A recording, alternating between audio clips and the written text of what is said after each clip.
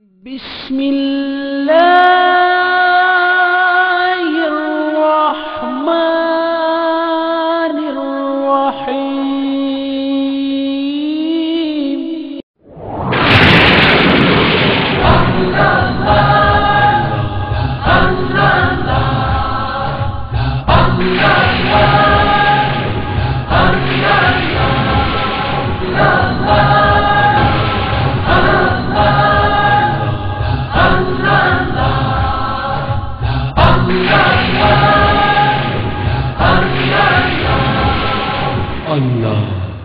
মনটা যদি হইতো পুবাল হাওয়া, হইতো যদি শুভ্র কবুতর, মেঘের ডানায় পাঠিয়ে দিতাম, মেঘের ডানায় পাঠিয়ে দিতাম মদিনারি পরে, যেথায় আমার প্রিয় নবী ঘুমাই নিরন্তর।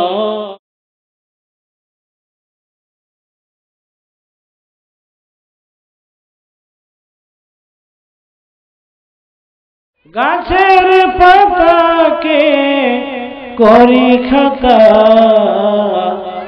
একে একে লিখে যায় মহিমা তোমার, শেষে রবে না একটিও পাতা। আলহামদুলিল্লাহ বলেন, আরো জোরে বলেন আলহামদুলিল্লাহ। এই ধরনের ইসলামী সঙ্গীত ভালো না খারাপ? কি বলেন, ভালো না খারাপ?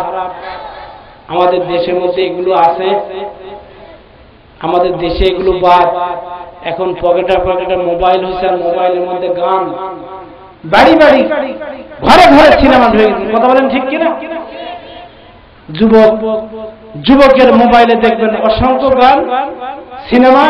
যুবকের চরিত্র নষ্ট করার জন্য ইহুদির বাচ্চারা এই দেশের মধ্যে মুসলমানদের ঈমান নষ্ট করার জন্য এই সমস্ত গান, এই সমস্ত মোবাইলের আবিষ্কার করে দিয়ে এই দেশের মুসলমানের ঈমানকে ধ্বংস করেছে। কথা বলেন ঠিক কিনা? ঠিক। আমার ভাইরা, আজকে আমরা মুসলমান কোরআন থেকে অনেক গাফেল, কোরআন থেকে অনেক দূরে, কোরআন থেকে অনেক সরে চলে গেছে। আল্লাহ বলেন, ومن يبتغي غير الإسلام دينا فلن يقبل منه وهو في الآخرة من الخاسرين। যারা ইসলামটাকে বাদ দিয়ে, আল্লাহর কোরআনকে বাদ দিয়ে নিজের জীবন বিধান হিসেবে অন্য কিছুকে গ্রহণ করেছে, ফালা ইয়াকবাল মিন, এদের নামাজ রোজা হজ কিছু কবুল হবে না। ঘোষণাকার, ঘোষণাকার আমার আল্লাহ রাব্বুল আলামিন বলেছেন, পৃথিবীর জীবনে এরা লাঞ্ছিত হবে, ঘৃণিত হবে, আর এরা সব জায়গায় মার খাবে। এই জন্য আজকে মুসলমানদের উপর অত্যাচার বেড়ে গেছে। ঠিক কিনা বলেন? জোরে বলেন ঠিক কিনা?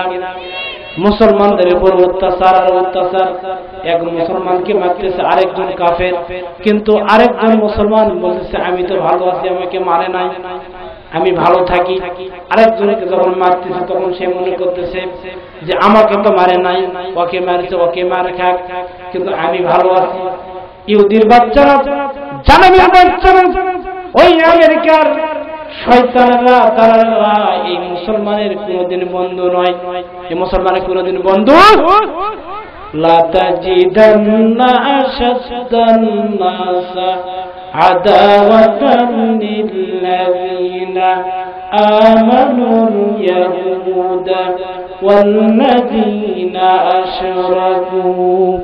যারা কুফরি করেছে, যারা শিরক করেছে, যারা ইহুদি হয়ে গেছে, যারা কাফের হয়ে গেছে, এরা মুসলমানের কোনদিন বন্ধু, কোনদিন বন্ধু, কোনদিন বন্ধু নয়, সব সময় মুসলমানের শত্রু।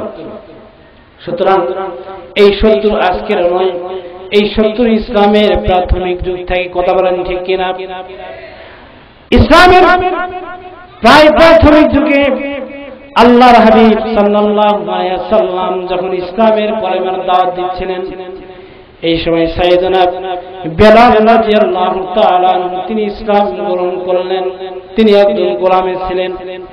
বেলাল ইসলাম গ্রহণ করার জন্য একদিন দুই দিন করে মুহাম্মদ সাল্লাল্লাহু আলাইহি ওয়াসাল্লামের দরবারে চলে আসেন। আসার পরে এবার তার যে গোলাম মালিক ছিল, তিনি যে গোলাম ছিলেন, তার মালিক জানিয়ে ফেলছে যে বেলাল মুহাম্মদ সাল্লাল্লাহু আলাইহি ওয়াসাল্লামের দরবারে যাচ্ছেন, আর কি যেন তিনি শিখতেছেন। এইভাবে বেলাল রাদিয়াল্লাহু তাআলা কলেমা পড়তেছেন আর মুহাম্মদ সাল্লাল্লাহু আলাইহি ওয়াসাল্লামের নিকট ইসলাম দীক্ষা গ্রহণ করতেছেন। আমার দিনের নবী বেলালকে বললেন, বেলাল তোর এত কষ্ট আমার সহ্য হয় না, তার কারণ তোর মতো একটা কালো ফুসফুসে লোক, তুই যে আমার পাশে আসছিস, তুই একজন অন্যজনের গোলাম, তুই যে কলেমার দাওয়াত আজকে আমার কাছে গ্রহণ করেছিস, বেলাল তোর জন্য আল্লাহ রাব্বুল আলামিন জান্নাত নিযুক্ত করেছেন। বলেন সুবহানাল্লাহ। আরো জোরে জোরে বলেন সুবহানাল্লাহ। আমার নবী যেই দিন ইন্তেকাল করেন, ওই দিন সমস্ত সাহাবীরা কাঁদতেছেন আর সমস্ত সাহাবীরা হতাশ হয়ে গেছে। ওমর ফারুক রাদিয়াল্লাহু তাআলা বলেছেন, আমি দুনিয়ার কোন মুশরিককে, দুনিয়ার কোন মুনাফিককে রাখবো না, তার কারণ আমার দিনের নবী ইন্তেকাল করেন নাই, আমি তাদেরকে খতম করে শেষ করে দেব। আবু বকর সিদ্দিক রাদিয়াল্লাহু তাআলা ওমরকে ফাঁকটাকে বললেন, ওমর রে পাগলাই বন্ধ কর, তার কারণ আমার দিনের নবী একটি আয়াত আল্লাহ রাব্বুল আলামিন নাযিল করে জানায় দিয়ে গেছেন, ওয়া মা মুহাম্মাদুন ইল্লা রাসূলুন ক্বাদ খালাত মিন ক্বাবলিহির রাসূল আফাইন মাতা আও কুতিলা ওয়ালাবতুম আলা আকাবিকুম। আল্লাহু আকবার বলেন। আর জোরে বলেন আল্লাহু আকবার। কোরআন শরীফ আয়াত ভালো না খারাপ? কেরাত ভালো না খারাপ?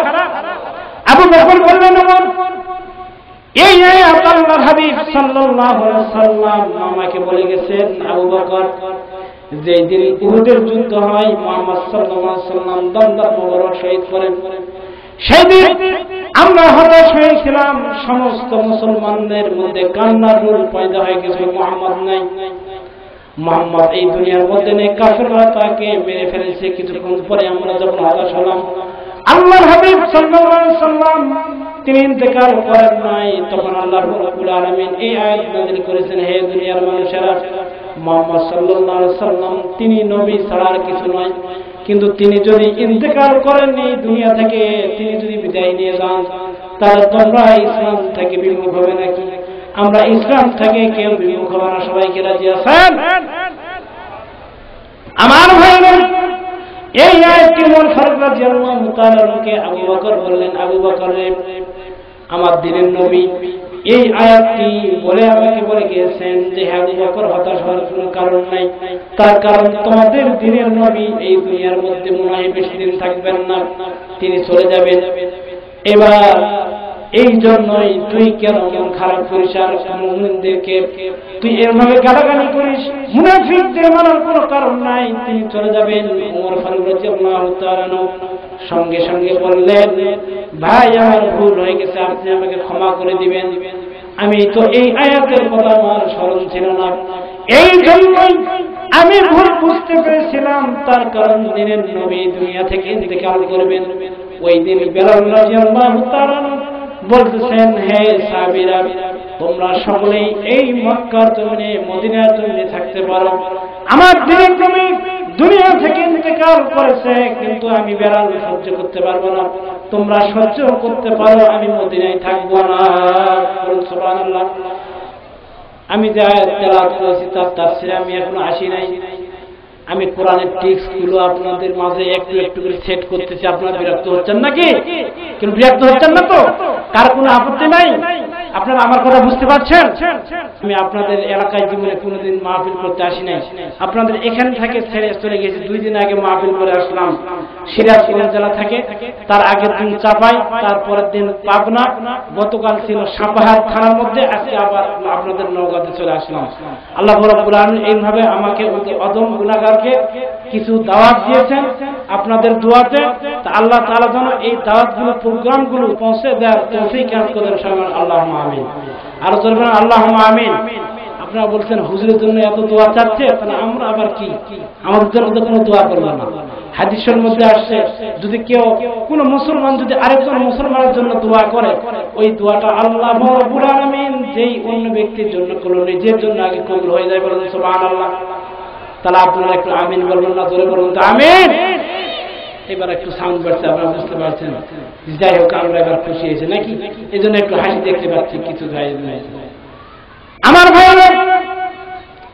এবার সাহাবীদেরকে বলছেন, সাহাবীরা তোমরা সকলেই সহ্য করতে পারো, কিন্তু আমি দিনের নবীর ইন্তেকালে আমি সহ্য করতে পারবো না। কান্দিয়া কান্দিয়া বেলাল হইলেন দেওয়ানা, মদিনা ছাড়িয়া সামদেশে হইলেন রওয়ানা। দিনের নবী ডাক দিয়ে বলেন, বেলাল রে কান্দে আমায় পাবে না, আমায় যদি পেতে চাও রে আইরে সোনার মদিনা। বলুন সুবহানাল্লাহ। সবাই একটু বলেন মারহাবা, আরো জোরে বলুন মারহাবা।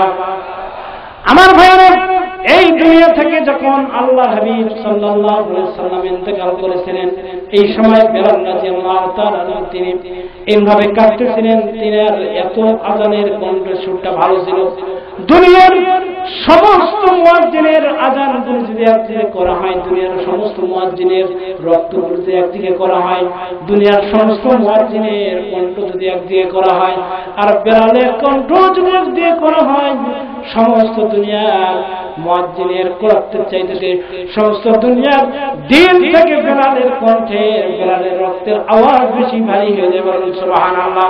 আর জোরে জোরে বলুন সুবহানাল্লাহ। বেলাল রাদিয়াল্লাহু তাআলা তিনি মসজিদ নববীর মধ্যে আযান দিচ্ছিলেন। এই সময় তিনি শির উচ্চারণ হচ্ছিল না ভালো করে। আপনারা এখনো দেখবেন, আমি সাপাই গেছিলাম সেদিন, মাদ্রাসার প্রিন্সিপাল, ফাজিল মাদ্রাসার প্রিন্সিপাল, উনি এসে বললেন আসসালামু আলাইকুম, হুজুর ভালো আছেন? আগে শালা, তারপর তুলে ভাই। তাই বললাম যে মনে মনে একটু ভাবতেছি যে সালামু আলাইকুম, সালামু আলাইকুম না সালাম আলাইকুম। উনাদের উচ্চারণের মধ্যে একটু সমস্যা আছে না ভাই? কি বলেন, দিয়ার মধ্যে আছে না নাই? তো ইনারা বলেছেন কেন ইনাদের আসলে মাখরাজের মধ্যে একটু গোলমাল আছে, ইনারা অনেক কথা মানে ভুল বলে দিয়ারা, যেটা আমরা শুনলে হাসবো। আমি অত কিছু হাসাবো না, বেশি হাসালে কিন্তু কোরআন তাফসীর মাহফিলের ইমেজ থাকে না। আমি কোরআন থেকে আজকে কথা বলার চেষ্টা করেছি, ওমা তাওফীক ইল্লা বিল্লাহ। যাই হোক, বেলাল রাদিয়াল্লাহু তাআলা যখন আযান দিচ্ছিলেন, তখন তিনি এই যে আশহাদু আল্লা ইলাহা ইল্লাল্লাহ, আশহাদু আল্লা ইলাহা ইল্লাল্লাহ, আল্লাহু আকবার বলেন। আর বলবেন আল্লাহু আকবার। এরকম আমাদের দেশে আযান দেওয়া হয়, কিন্তু বেলালের মুখের মধ্যে শিল উচ্চারণ হচ্ছিল না। এবার সমস্ত সাহাবীরা ভাবলেন, হে রাসূলুল্লাহ, ইয়া হাবিবাল্লাহ, আমরা বেলালকে মুয়াজ্জিনের মধ্যে রাখবো না, তার কারণ তিনি শিল উচ্চারণ ভালো করে হয় না। আমরা অন্য একজন সাহাবীকে রাখি, ওই সাহাবীর কণ্ঠের সুর অত্যন্ত ভালো। আমরা এই সাহাবীকে মুয়াজ্জিনে নিযুক্ত করিয়া দেই, এই সাহাবী আযান দেয়। কিন্তু আমার ভাইরা বলেন, এই আমাদের বাংলার জমিনে বর্তমানে সবচাইতে মুয়াজ্জিন এবং ইমামদের নির্যাতিত কিনা? সবচাইতে কম বেতন ইমামগণ মুয়াজ্জিনদের, ঠিক কিনা বলেন? জোরে বলেন ঠিক কিনা? একজন দিনমজুর, সে কাজ করে 200, 250, 300 টাকা তার দিন। একজন মুয়াজ্জিন, সে মসজিদে আযান দেয়, 1000 টাকা তার মাস। তারপরে বলে যে বেটা তুই 5 মিনিট পরে আযান দিলি কেন আজকে? জবাব দিয়ে গিয়ে এরপর যদি কাল থেকে হয় তোর মুয়াজ্জিন আর থাকবে না, কথা বলে না। আপনারা এই ধরনের নির্যাতিত মুয়াজ্জিনদের করবেন না। আমি এক মসজিদের মুয়াজ্জিনকে দেখেছি যে উনি ফজরের সময় আযান দিতে পারেন নাই, ওই সময় উনি ঘুম থেকে জাগ্রত হন নাই। তো এক মুসল্লি যায় ওই মুয়াজ্জিনকে এক বদনা পানি নিয়ে তার কানের মধ্যে নাকের মধ্যে ঢালি দিয়েছে, বলেন নাউযুবিল্লাহ। মুয়াজ্জিন সকালবেলা উঠে কান্দে, তিনি বলেন হুজুর গো, আমার কানের মধ্যে এমন পানি দিয়েছে আমার গোটা মাথা ব্যথা শুরু হয়েছে, আমি গরিব মানুষ, আমার টাকা নেই, পয়সা নেই, আমি এই ব্যথা কিভাবে ভালো করব? এবার কে পানি দিয়েছে বলুন? হুজুর কে যে পানি দিয়েছে, আমি ওই দিন ফজরের সময় খোদার কসম করে বলেছি, আমি আল্লাহ তাআলার দরবারে দোয়া করেছিলাম, আল্লাহ তুমি আমাকে কোনদিন যেন ফজরের আযান মিস্টেক করিও না। কিন্তু ওই দিন আমি চেতন পাইতে একটু দেরি হয়েছে, ঘুম থেকে এসে কে যে আমার কানের মধ্যে পানি দিয়েছে আমি বলতে পারবো না। আমার মাথা ডিপ করে, কানের মধ্যে সামান্য একটু পানি যদি ঢোকে অসুবিধা হয় কি না হয়? আপনার পুকুরে অনেকে গোসল করেন না, পুকুর আছে না, কানের মধ্যে পানি দিয়েছে বেচারার, কান্দে দুটো চোখের পানি ফেলে দিয়ে পরের দিন 3 দিন পর তার মাথার ব্যথা হয়ে গেছে বেচারার। এইবার আমি বললাম কে তার কানের মধ্যে পানি দিয়েছে একটু বলেন, কিন্তু যতগুলো মুসল্লি আছে কেউ স্বীকার করে না কে পানি দিয়েছে। এবার কান্দে। চতুর্থ দিন পরে আমি মুয়াজ্জিনকে বললাম চলো তোমাকে আমি বাজারে নিয়ে যাই, তোমার কত টাকার প্রয়োজন? মুয়াজ্জিন 1-2 মাস করে 6 মাস ধরে তার এই অসুখ ভালো হইতে সময় লেগেছে। এইরকম নির্যাতন মুয়াজ্জিনদের করায়, কথা বলেন ঠিক কিনা? বলেন ঠিক কিনা? আমাদের দেশের মধ্যে আলেমদের, ইমামদের, মুয়াজ্জিনদের কোন সম্মান, কোন সম্মান? কথা বলেন না। পিছনে ভাইরা কি বলতেছেন? আপনারা খুব সম্মান দেন নাকি?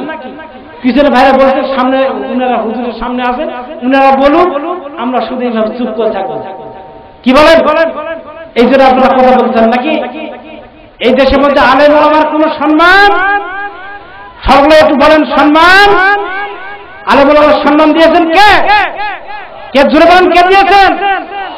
আমার আল্লাহ রাব্বুল আলামিন বলেন, হে বান্দারা তোমরা দুনিয়ার মধ্যে যা কিছু করো কিন্তু আমার নবীকে ইয়া আইয়ুহাল্লাযীনা আমানু লা তারফাউ আসওয়াতাকুম ফাওকা সাওতান নবী, তোমরা নবীকে উচ্চ সহকারে, তোমরা উচ্চ ভাষায় তাকে গালিগালাজ করো না, ডাক দিও না।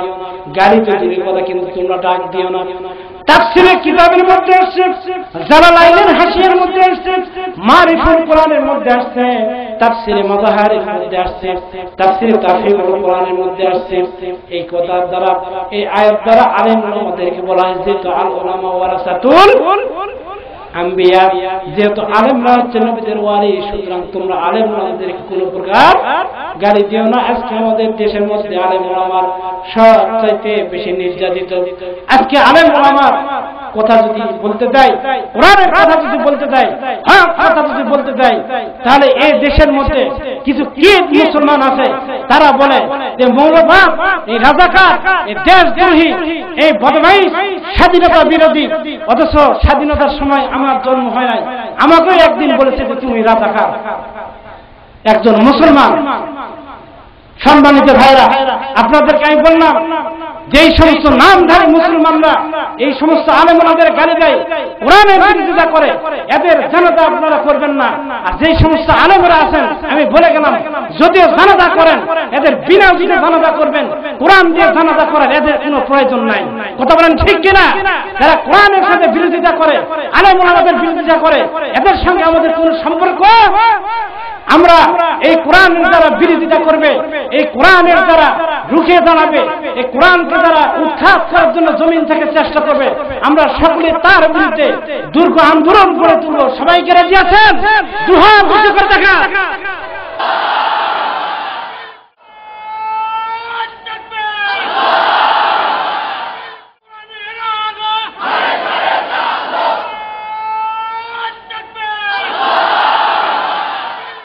আমার ভাইরা বিরক্ত হচ্ছেন আপনারা? আলোচনা চালাবো আমি। আল্লাহ রাব্বুল আলামিন আমার মুহাম্মদ সাল্লাল্লাহু আলাইহি সাল্লামকে এই দুনিয়ার বুকে পাঠালেন। আমি যে বেলালের কথা বলেছিলাম আপনাদের স্মরণ আছে না নাই? কি বলেন, স্মরণ আছে না নাই? বেলাল কি সমস্ত সাহাবীরা বললেন, ইয়া রাসূলুল্লাহ, ইয়া হাবিবাল্লাহ, বেলাল সিন উচ্চারণ করতে পারতেছেন না, বেলালকে মুয়াজ্জিন রাখা যাবে না, বেলালকে মুয়াজ্জিন থেকে আপনি বাদ দিয়ে দেন। সমস্ত সাহাবীরা একদিকে, আমার দিনের নবী আড়ালে যে তার চোখের পানিগুলো গড়ে গড়ে পড়তেছে আর তিনি কাঁদতেছেন। আরে সাহাবীরা রে, তোমরা বুঝো না আমার বেলাল ইসলামের জন্য কি কষ্ট করেছে। এই বেলালকে আজকে আমি মুয়াজ্জিন থেকে বাদ দিব, আমি রাহমাতুল লিল আলামিন। ঠিক আছে, তোমরা যখন এতগুলো সাহাবী বলতেছ আমি মাফ করব, আমি তাকে বাদ দিয়ে দিলাম। আল্লাহ সাল্লাল্লাহু আলাইহি ওয়াসাল্লাম এবার বেলালকে ডাক দিয়ে বললেন, বেলাল রে, সমস্ত সাহাবীরা তোমাকে মুয়াজ্জিন থেকে বাদ দেওয়ার জন্য আমাকে বলেছে, আমি নবী তোমাকে বাদ দিলাম, সুতরাং তুমি আজ থেকে আর মসজিদে নামাজ আযান দিতে পারবে না। এবার অন্য একজন সাহাবী আযান দিবে, তার কণ্ঠের স্বর অত্যন্ত ভালো। আজকে বলেন ভাইরা, আমরা এই মাহফিলের মধ্যে আসি, অনেক লোক এইরকম শ্রোতা আছে যে জায়গা আমরা মাহফিলে যাই, যদি বক্তার একটু কণ্ঠ ভালো হয় আমি আসি, বক্তার কণ্ঠ ভালো না হলে আমি এখানে ভালো না নিয়ত নিয়ে আসে না নাই? কি বলেন, কিছু আসে না নাই? এই জন্য আমাদের আর মূলে নাই। কথা বলেন ঠিক কিনা? আমার ভাইরা, বেলাল রাদিয়াল্লাহু তাআলা কে এবার আল্লাহ সাল্লাল্লাহু আলাইহি ওয়াসাল্লাম যখন নিষেধ করলেন, বেলাল ডুকরে ডুকরে কান্দে, চোখের পানিগুলো ভিজে ভিজে যাচ্ছে, বেলালের চোখের পানি।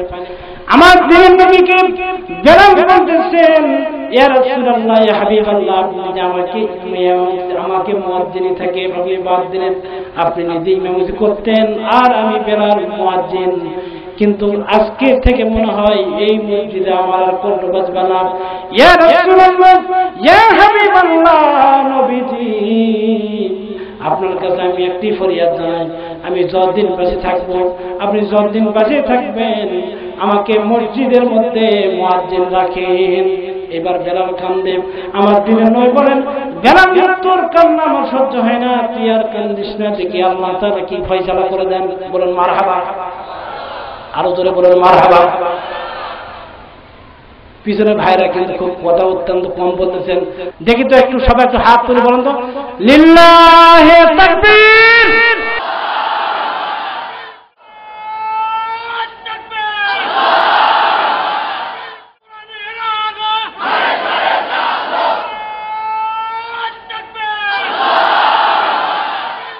হাত নামান আমার ভাইরা।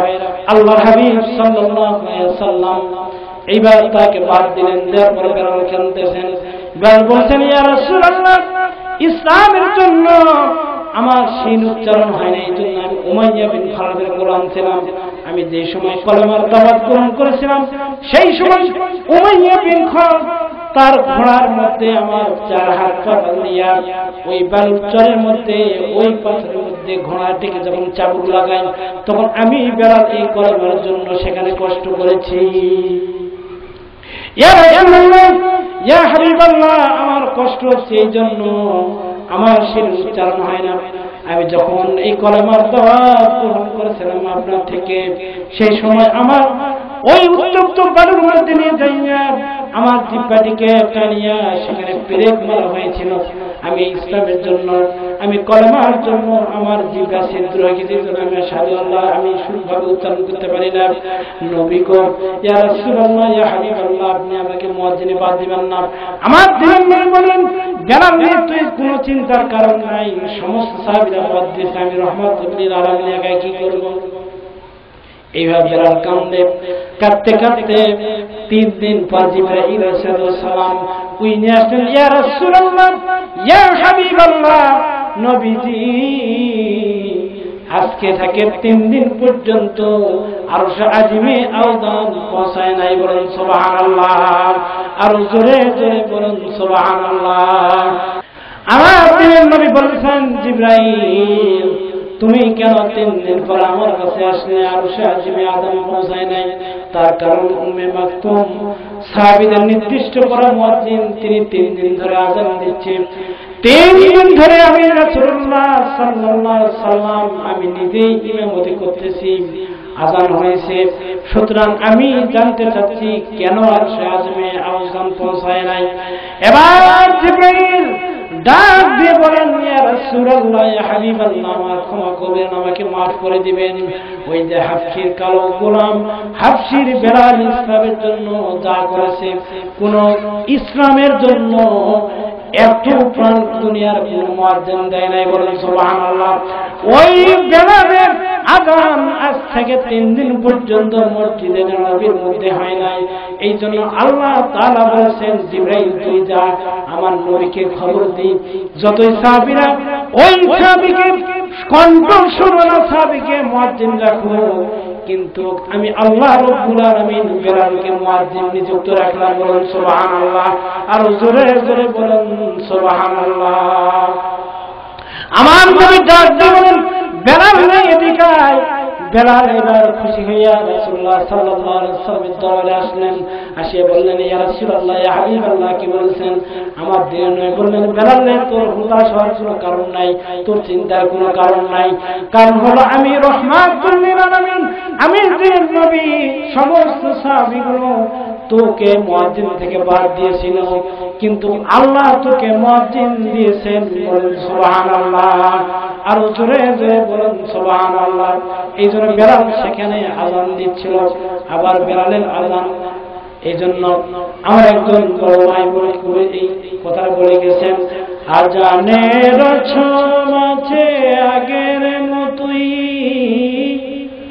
আযানের ছমাছে আগের মতোই, বেলালের সেই রূহ নেই, বেলালের সেই রূহ নেই। আজ সেই কোরআন আছে, হাদিস আছে, সেই মানার মানুষ নেই। আজ সেই, বলেন তো আপনারা একটু, আজ সেই কোরআন আছে, বলেন সবাই, আজ সেই কোরআন আছে, হাদিস আছে, সেই মানার মানুষ নেই, সেই মানার মানুষ নেই। আমার ভাইরা, এইবার আল্লাহর হাবিব সাল্লাল্লাহু আলাইহি ওয়াসাল্লাম এই বেলালকে মুয়াজ্জিন নিযুক্ত করলেন। বেলাল রাদিয়াল্লাহু তাআলা যতদিন পর্যন্ত আল্লাহর নবী এই দুনিয়ার মধ্যে ছিলেন, ততদিন পর্যন্ত আযান দিয়েছেন। বলেন সুবহানাল্লাহ। আমার ভাইরা, আমি যে কোরআনের আয়াত তেলাওয়াত করেছি সূরাতুল বাকারা, আমি মূল আলোচনার দিকে আসি। এবার এই সূরাতুল বাকারায় আল্লাহ রাব্বুল আলামিন বলেছেন, যালিকাল কিতাবু লা রাইবা ফীহি, এটি এমন একটি কিতাব যেই কিতাবের মধ্যে কোনো প্রকার ভুল এবং সন্দেহ নাই। বলেন সুবহানাল্লাহ। আরো জোরে বলুন সুবহানাল্লাহ। কিয়ামতের ময়দানে এই কিতাব, এই কোরআন শরীফ আপনি যখন কোটি কোটি মানুষের সামনে উপস্থিত হয়ে যাবেন, কোটি কোটি মানুষের সামনে যখন হাজির হয়ে যাবেন, এই সময় আপনার জন্য সুপারিশ করবে এই কোরআন। এই কোরআন বলবে, আল্লাহ, এই ব্যক্তি আমার জন্য সাহায্য করেছে, আমাকে তেলাওয়াত করেছে, আমাকে প্রতিষ্ঠিত করার জন্য জান মাল সব কিছু দিয়ে, সুতরাং আজকে আপনি একে ক্ষমা করে দিন। বলেন সুবহানাল্লাহ। আমার ভাইরা, স্বামী আর স্ত্রী সিনার রুটি গুস্ত খাচ্ছেন, এমন অবস্থায় একজন ভিক্ষুক আসিয়া ওই দরজার মধ্যে দাঁড়াইয়া বলেছেন, বাড়ির মধ্যে কে আছেন গো, আমাকে একটু খাবার দেন, আমি 3 দিন পর্যন্ত কিছু খাই নাই। এবার ওর স্বামী বলতেছেন, ওর স্ত্রীকে বললেন, ফকিরকে যাইয়া তুই ধাক্কা দিয়ে বল, হে ফকির, তুই কি ভিক্ষা চাইবার সময় পাস নাই? তুই, আমরা এই সময় রুটি খাইলাম, এই সময় কেন আসলি? এভাবে তাকে ধমক দিয়ে তাড়াই দিল, ধমক দিয়ে তাকে তাড়াই দিল। স্ত্রী বলছেন, না, আমি ধমক দিতে পারবো না। তার স্বামী যে ধমক দিলেন, তার স্বামী ধমকে ফকির চলে গেলেন। কিছুক্ষণ পরে তার স্বামী অন্তরের মধ্যে একটা এমন একটা প্রবাদ আসে গেল, এমন একটা আশা গেল, হাইরে ফকিরকে আমি তাড়াইয়া দিলাম, একটা রুটি দিলেও তো পারতাম।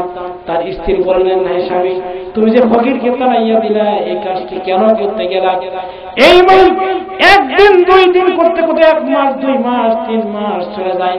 তার স্বামী পর্যায় করে বিশাল একজন ধনী ছিলেন, ইনি আস্তে আস্তে গরিবের দিকে চলে যাচ্ছে।